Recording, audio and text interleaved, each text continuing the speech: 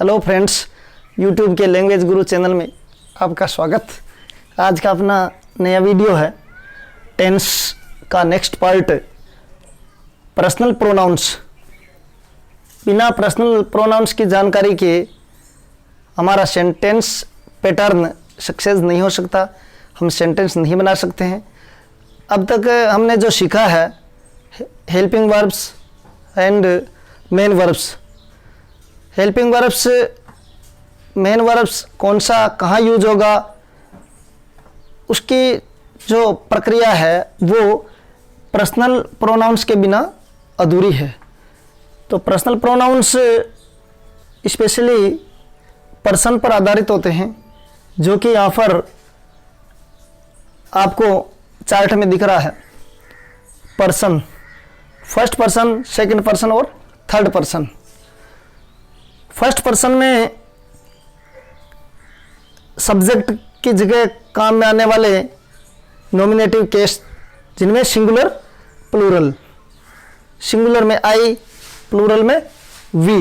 इसी प्रकार से ऑब्जेक्ट के स्थान पर काम आने वाले ऑब्जेक्टिव केस में सिंगुलर प्लूरल, आई की जगह मी और वी की जगह अस। इसी प्रकार से पजेसिव में, पजेसिव केस के अंतर्गत एडजेक्टिव और प्रोनाउन दो भागों में डिवाइड, सिंगुलर आई के लिए माई एंड वी के लिए आवर काम में लिए जाते हैं। इसी प्रकार से प्रोनाउन में आई की जगह माइन और वी की जगह आवर्स। अब सेकंड पर्सन में समझेंगे। सेकंड पर्सन में सिंगुलर प्लूरल, सब्जेक्ट में दोनों में यू होते हैं, ऑब्जेक्ट में भी यू काम में आते हैं। पजेसिव में सिंगुलर में यू आर, प्लूरल में भी यू आर। और प्रोनाउंस जो होते हैं पजेसिव केस के अंतर्गत यूअर्स, यूअर्स। यानी सभी जगह सिंगुलर एंड प्लूरल दोनों के लिए यूज में जब यू आते हैं तो सेम होते हैं, इसमें कोई अंतर नहीं है। थर्ड पर्सन में ही के लिए हिम, ऑब्जेक्ट में, सब्जेक्ट में यदि ही यदि आता है तो ऑब्जेक्ट में उसके लिए हिम, पजेसिव में, एडजेक्टिव में हिज, प्रोनाउंस में भी हिज। इसी प्रकार से सब्जेक्ट में थर्ड पर्सन में जो शी होता है, शी के लिए ऑब्जेक्ट में हर, एडजेक्टिव में हर एंड प्रोनाउन में hers. Last it, it object में और सब्जेक्ट दोनों में, इट्स एडजेक्टिव में और प्रोनाउन में ये यूज में नहीं आता है। अब थर्ड पर्सन में ही प्लूरल में दे, ऑब्जेक्ट में देम, एडजेक्टिव पजेसिव में their and pronoun possessive में देयर्स। ये और अच्छी तरीके से जब हम सेंटेंस पैटर्न में आएंगे, सेंटेंस बनाएंगे, तब अच्छी तरीके से हमारे समझ में आ जाएंगे। ये टेबल पूरी अपने को याद होना चाहिए और आगे का जो अपना सेंटेंस पैटर्न होगा उसमें ये बहुत ही महत्वपूर्ण भूमिका निभाने वाले हैं। पर्सनल प्रोनाउंस की जानकारी के बाद अब अगला अपना टॉपिक सेंटेंस। सेंटेंस कैसे बनता है, क्या होता है, उसकी संक्षिप्त जानकारी हम यहाँ देखते हैं। सेंटेंस मीन वाक्य, लेटर प्लस लेटर, एक से अधिक लेटर्स मिलके वर्ड बनता है, यानी शब्द बनता है। अक्षर या वर्ण, लेटर मिलके वर्ड बनते हैं। एंड वर्ड प्लस वर्ड, एक से अधिक वर्ड्स मिलके, शब्द मिलके सेंटेंस बनता है, वाक्य बनता है। अब कोई से भी लेटर हो जिसके योग से वर्ड बनता, या कोई से भी वर्ड्स हो उनसे सेंटेंस बनता, ऐसा नहीं है। सेंटेंस की जो परिभाषा है वो इस प्रकार से है: a sentence is a group of words which makes a complete sense example के तौर पर दो सेंटेंस आपके सामने हैं। कंप्लीट सेंस यानी सार्थक शब्दों का समूह ही सेंटेंस कहलाता है, वाक्य कहलाता है, जिनका अर्थ निकलता हो। फर्स्ट है Mohan is a good boy, Mohan एक अच्छा लड़का है, ये एक सेंटेंस का एग्जाम्पल है। एक और एग्जाम्पल हमारे सामने है, Manish painted a beautiful picture, Manish ने बहुत ही सुंदर तस्वीर पेंट किया। तो ये इस प्रकार से सेंटेंस बनते हैं। सेंटेंस जो होते हैं वो कंप्लीट सेंस उनका निकलना चाहिए, ऐसे शब्दों का समूह होता है। सेंटेंस की डेफिनेशन के बाद टाइप ऑफ सेंटेंसेस, सेंटेंस कितने प्रकार के होते हैं। मेनली सेंटेंस 4 टाइप्स, 4 प्रकार के बना सकते हैं। First assertive, second interrogative, third imperative and fourth exclamatory. यहाँ पर अपन 2 प्रकार के सेंटेंसेस के बारे में समझते हैं।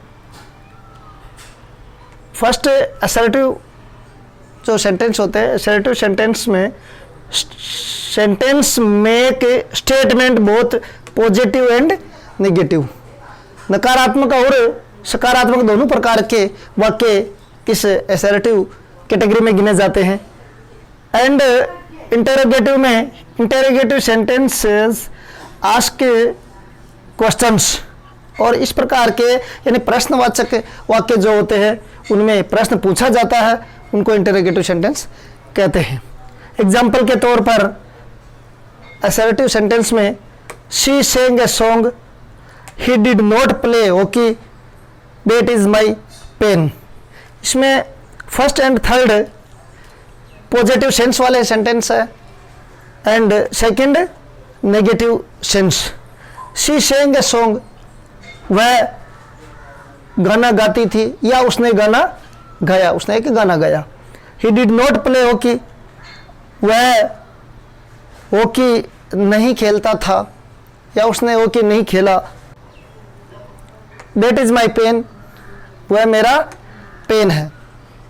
तो इस प्रकार से असर्टिव सेंटेंस के एग्जाम्पल्स हो गए। इंटरोगेटिव के वेयर डू यू लिव, आप कहाँ रहते हो। Will you give me your pen, क्या तुम मुझे अपना पेन या अपनी कलम दे सकते हो। इस प्रकार से 2 प्रकार के सेंटेंसेस के बारे में हमने जानकारी ली। अब आगे थर्ड एंड फोर्थ के बारे में देखेंगे। फर्स्ट एंड सेकंड सेंटेंसेस के बाद third and 4 types of sentence, imperative, third, fourth exclamatory. Imperative आदेशात्मक या निवेदन से संबंधित जो वाक्य होते हैं वो इस कैटेगरी में माने जाते हैं। Imperative sentences express commands, requests, entreaties, यानी कमांड जिसमें अपना दबदबा हो या रिक्वेस्ट्स निवेदन किया जा रहा हो, एंट्रीटीज या आग्रह किया जा रहा हो, तो इस प्रकार के सेंटेंस इस कैटेगरी में गिने जाते हैं imperative sentence. Example, go home, कर जाइए। प्लीज ओपन दिस विंडो, कृपया इस खिड़की को खोलिए। कम हियर, इधर आइए। तो इस प्रकार से आदेश, निवेदन, आग्रह वाले वाक्य इंपेरेटिव सेंटेंस कहलाते हैं। लास्ट एक्सक्लेमेटरी,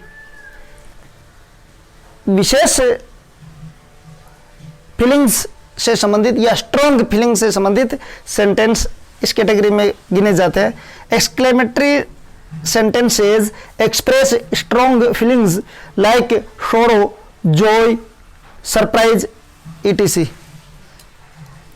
जिसमें स्ट्रॉन्ग फीलिंग्स, मजबूत भावनाओं से जुड़े हुए जैसे सोरो दुख, जॉय आनंद, सरप्राइज आश्चर्य, इस कैटेगरी के वाक्य एक्सक्लेमेटरी में आते हैं। Example, alas the president is no more,